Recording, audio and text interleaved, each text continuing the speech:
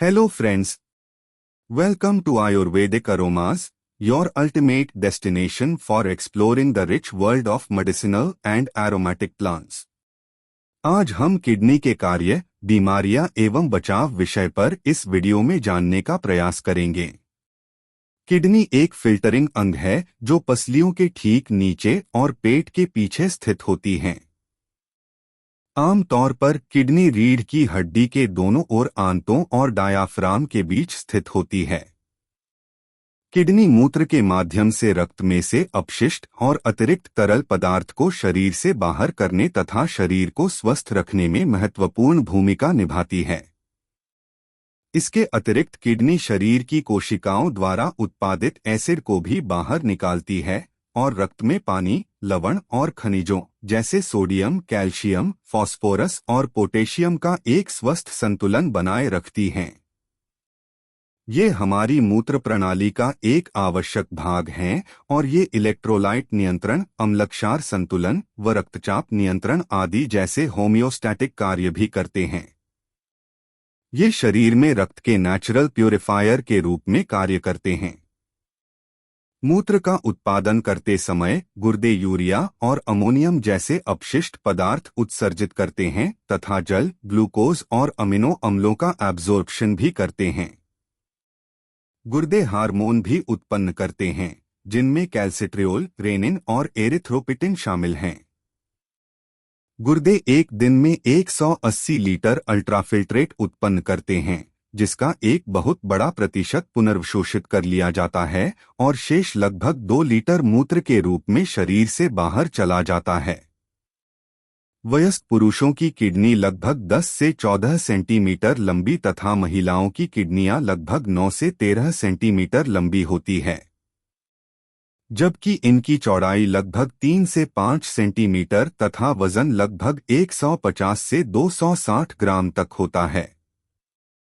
यदि शरीर बहुत अधिक अपशिष्ट और अतिरिक्त तरल पदार्थ उत्पन्न करता है तो गुर्दे इसे प्रभावी रूप से फिल्टर करने में असमर्थ होंगे, जिससे विभिन्न बीमारियां हो सकती हैं।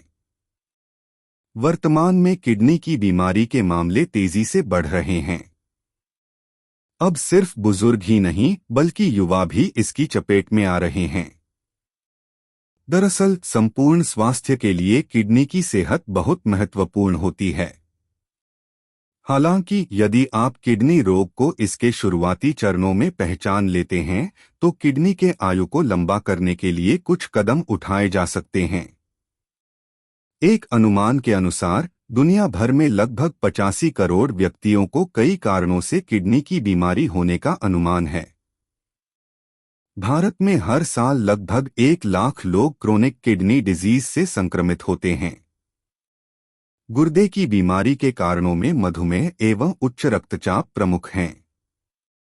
इसके अतिरिक्त गुर्दे की पथरी, पॉलीसिस्टिक किडनी रोग, गुर्दे में निस्पंदन कोशिकाओं की सूजन, गुर्दे की नलिकाओं और आसपास की संरचनाओं की सूजन, अन्य वंशानुगत गुर्दे संबंधी विकार, कुछ घातक बीमारियां और अन्य विकार जो मूत्र मार्ग में लगातार अवरोध पैदा करते हैं, आदि कारणों से भी किडनी की बीमारियां होती हैं। किडनी के रोगों को मुख्यतः 2 भागों में बांटा जा सकता है। पहला है औषधि से ठीक होने वाले रोग जैसे एक्यूट किडनी फेल्योर, मूत्र मार्ग में संक्रमण, नेफ्रोटिक सिंड्रोम आदि का उपचार नेफ्रोलॉजिस्ट दवा द्वारा करते हैं।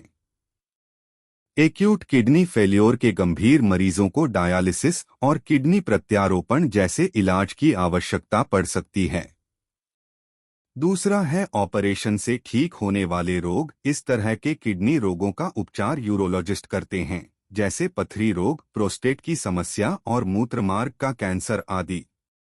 इस उपचार में ऑपरेशन, दूरबीन से जांच, एंडोस्कोपी व लेजर से पथरी को तोड़ना, लिथोट्रिप्सी इत्यादि शामिल हैं।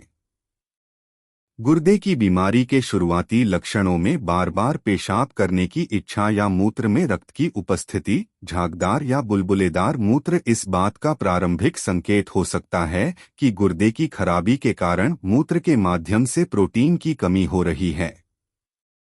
थकान व शारीरिक कमजोरी किडनी की कार्यक्षमता में कमी के कारण रक्त में विषाक्त पदार्थों के निर्माण के परिणामस्वरूप ऊर्जा की कमी या अत्यधिक थकान का अनुभव होता है।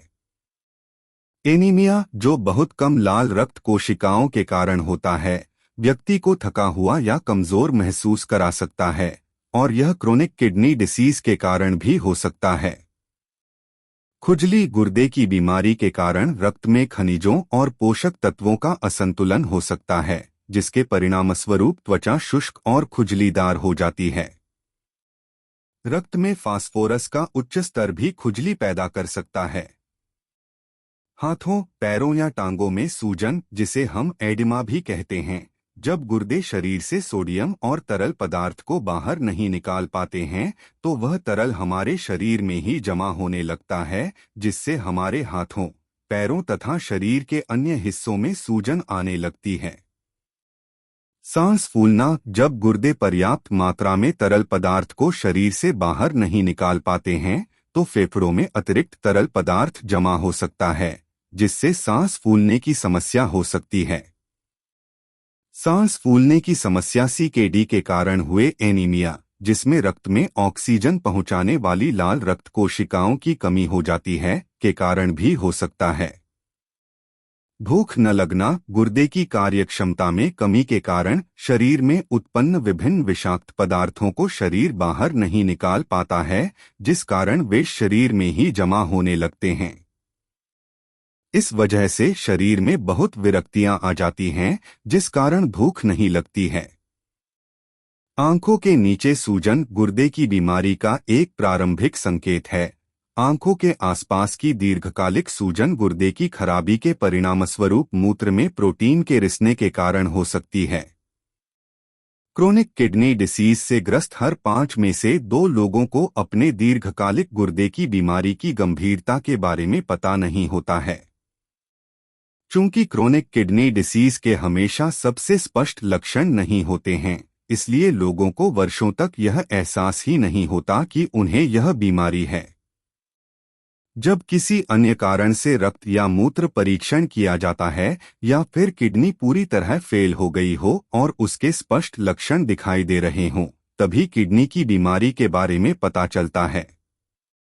प्रत्येक व्यक्ति की गुर्दे की कार्यक्षमता अलग अलग होती है तथा किडनी की बीमारी के लक्षण कितने गंभीर हैं, वह इस बात पर निर्भर करता है कि किडनी फेल्योर की बीमारी वाले लोग डायलिसिस प्राप्त किए बिना कितने दिन या सप्ताह गुजार सकते हैं।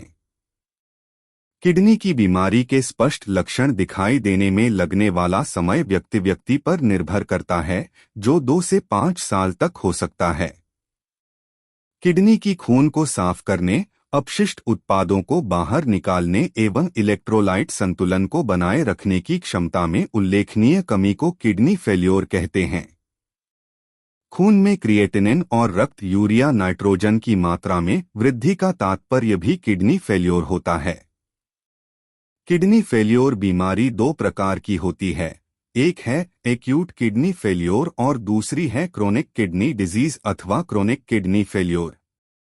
एक्यूट किडनी फेल्योर किडनी की कार्यक्षमता में अचानक आई कमी को एक्यूट रीनल फेल्योर या एक्यूट किडनी इंजरी कहते हैं। कई मरीज जो एक्यूट रीनल फेल्योर से ग्रस्त हैं, उनमें पेशाब की मात्रा कम हो जाती है। एक्यूट किडनी फेल्योर होने के मुख्य कारणों में दस्त, उल्टी, मलेरिया, खून का कम दबाव, सेप्सिस होना, दर्द निवारक दवाओं का सेवन आदि है। उचित दवा और आवश्यकता होने पर डायलिसिस के उपचार से इस प्रकार खराब हुई दोनों किडनी पुनः संपूर्ण तरह से काम करने लगती है। क्रोनिक किडनी डिजीज कई सालों से किडनी की कार्यक्षमता में जो अपरिवर्तनीय नुकसान होता है, उस स्थिति को क्रोनिक किडनी डिजीज कहते हैं। इसमें किडनी की कार्यक्षमता धीरे धीरे लगातार कम होती जाती है। एक अवधि के बाद किडनी लगभग पूरी तरह से काम करना बंद कर देती हैं, उसे क्रोनिक किडनी फेल्योर कहते हैं। यह एक चुपचाप बढ़ने वाली खतरनाक बीमारी है और अक्सर किसी का ध्यान इस तरफ नहीं जाता है। इसके प्रारंभिक दौर में अत्यंत कम और गैर विशिष्ट लक्षण होते हैं। शरीर में सूजन आना, भूख कम लगना, उल्टी आना, जी मिचलाना, कमजोरी महसूस होना इत्यादि इस रोग के मुख्य लक्षण हैं। क्रोनिक किडनी फेल्योर होने के दो मुख्य कारण डायबिटीज और उच्च रक्तचाप हैं। पेशाब का संक्रमण, पेशाब में जलन होना, बार बार पेशाब आना, पेड़ों में दर्द होना, बुखार आना इत्यादि पेशाब के संक्रमण के लक्षण हैं। यदि मरीज में बार बार पेशाब का संक्रमण हो तो मरीज को जांच कराना आवश्यक है। बच्चों में इस रोग के उपचार के दौरान विशेष देखभाल की आवश्यकता रहती है। बच्चों में पेशाब का संक्रमण बार बार होने तथा उसका ठीक प्रकार से उपचार नहीं होने से किडनी पूरी तरह खराब भी हो सकती है। नेफ्रोटिक सिंड्रोम, किडनी का यह रोग भी अन्य उम्र की तुलना में बच्चों में अधिक पाया जाता है। इस रोग का मुख्य लक्षण शरीर में बार बार सूजन का आना, पेशाब में प्रोटीन का जाना, खून में प्रोटीन का कम होना और कोलेस्ट्रॉल का बढ़ जाना है। इस बीमारी में खून का दबाव नहीं बढ़ता है और किडनी खराब होने की संभावना बिल्कुल कम होती है। यह बीमारी दवा लेने से ठीक हो जाती है, परंतु बार बार रोग का उभरना, साथ ही शरीर में सूजन का आना नेफ्रोटिक सिंड्रोम की विशेषता है। पथरी की बीमारी, किडनी या मूत्रवाहिनी में पथरी का होना एक सामान्य रोग है। इस रोग के मुख्य लक्षणों में पेट में असहनीय दर्द होना, उल्टी, उबकाई आना, पेशाब लाल रंग का होना इत्यादि है। छोटी पथरी अधिक पानी पीने से अपने आप प्राकृतिक रूप से निकल जाती है। यदि पथरी के कारण बार बार ज्यादा दर्द हो रहा हो, बार बार पेशाब में संक्रमण, खून अथवा मवाद आ रहा हो और पथरी से मूत्रमार्ग में अवरोध होने की वजह से किडनी को नुकसान होने का भय हो तो उसे निकाल देना चाहिए। 50 से 80% मरीजों में पथरी प्राकृतिक रूप से फिर हो सकती है। इसके लिए ज्यादा पानी पीना, आहार में भी परहेज रखना और समयानुसार डॉक्टर से जांच कराना जरूरी और लाभदायक है। प्रोस्टेट की बीमारी, प्रोस्टेट ग्रंथि केवल पुरुषों में होती है। यह मूत्राशय के नीचे स्थित होती है। मूत्राशय से पेशाब बाहर निकालने वाली मूत्र नलिका के शुरू का भाग प्रोस्टेट ग्रंथि के बीच से निकलता है। 50 साल की उम्र के बाद प्रोस्टेट ग्रंथि का आकार बढ़ने लगता है। बड़ी उम्र के पुरुषों में प्रोस्टेट का आकार बढ़ने के कारण मूत्र नलिका पर दबाव आता है और मरीज को पेशाब करने में तकलीफ होती है। रात को कई बार पेशाब करने उठना, पेशाब की धार पतली आना, जोर लगाने पर पेशाब का आना आदि इसके संकेत हैं। हल्के और मध्यम लक्षण वाले रोगियों का दवाओं से प्रभावी ढंग से इलाज किया जा सकता है। गंभीर लक्षण और बहुत बड़ी प्रोटेस्ट होने पर कई रोगियों में प्रोस्टेट ग्रंथि को दूरबीन या एंडोस्कोपिक विधि से हटाने की आवश्यकता हो सकती है। चूंकि किडनी की खराबी शरीर में कई विषैले तत्वों को उत्पन्न करती है जो शरीर के अन्य अंगों को भी नुकसान पहुंचाने का काम करते हैं। चूंकि किडनी को शरीर में वसा का आधार माना जाता है, इसलिए आयुर्वेद में किडनी रोग के उपचार में सभी चिकित्सीय प्रक्रियाओं में गाय का घी के उपयोग पर जोर दिया जाता है। किडनी की विफलता से उत्पन्न अपशिष्ट उत्पादों को हटाने और चैनलों को खोलने के लिए शोधन क्रिया अत्यंत आवश्यक है। शुद्धिकरण और वस्थि, औषधीय एनीमा जैसी पंचकर्म प्रक्रियाएं रक्त में यूरिया और क्रिएटिनिन के स्तर को कम करने के लिए बहुत प्रभावी हैं और ईजीएफआर में सुधार करने में भी लाभकारी हैं। कुछ स्वस्थ जीवन शैली से संबंधित टिप्स की मदद से हम अपनी किडनी को स्वस्थ और तरोताजा रखने के साथ साथ किडनी की कार्यक्षमता को मजबूत बना सकते हैं। बहुत सारे तरल पदार्थों का सेवन करके किडनी की बीमारी के विकास की संभावनाओं को काफी हद तक कम कर सकते हैं, क्योंकि यह किडनी को शरीर से सोडियम, यूरिया और विषाक्त पदार्थों को साफ करने में मदद कर सकता है।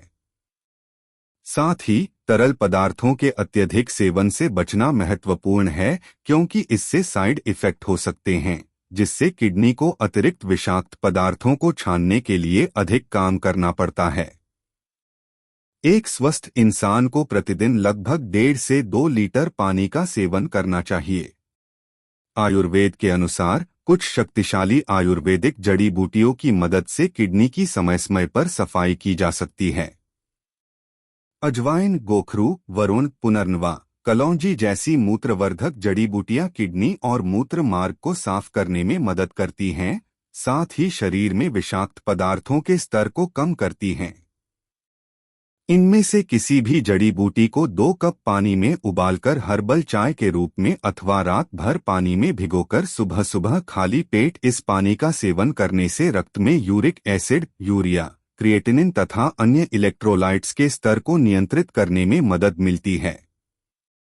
विषाक्त पदार्थों को निकालने और किडनी की पथरी के गठन को रोकने के लिए आंवला जूस अत्यंत उपयोगी साबित होता है। संतुलित और पौष्टिक आहार लें। यह सुनिश्चित करने के लिए कि आपकी किडनी की सेहत अच्छी रहे तो आपको रेशेदार फलों और सब्जियों से युक्त संतुलित और पौष्टिक आहार लेना चाहिए। इसके अलावा प्रोसेस्ड या फास्ट फूड से बचें और नमक का सेवन कम करें। उच्च प्रोटीन वाले आहार के बजाय कम कैलोरी वाला आहार चुनना बुद्धिमानी होगी, क्योंकि इससे किडनी पर बोझ बढ़ सकता है। अंगूर, सेब, ब्लूबेरी, लहसुन और गोभी जैसे सुपरफूड का सेवन भी स्वस्थ किडनी सुनिश्चित करेगा।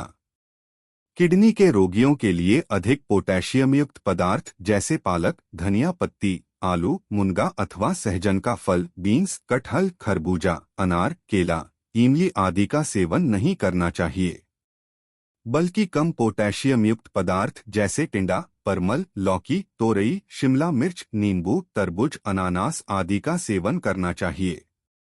इसके अलावा अधिक प्रोटीन युक्त पदार्थ जैसे दालें, चना, मटर, छोला, राजमा, सोयाबीन आदि का सेवन नहीं करना चाहिए। मधुमेह, उच्च कोलेस्ट्रॉल और हृदय संबंधी बीमारियों के साथ उच्च रक्तचाप गुर्दे की क्षति की संभावना को बढ़ाता है।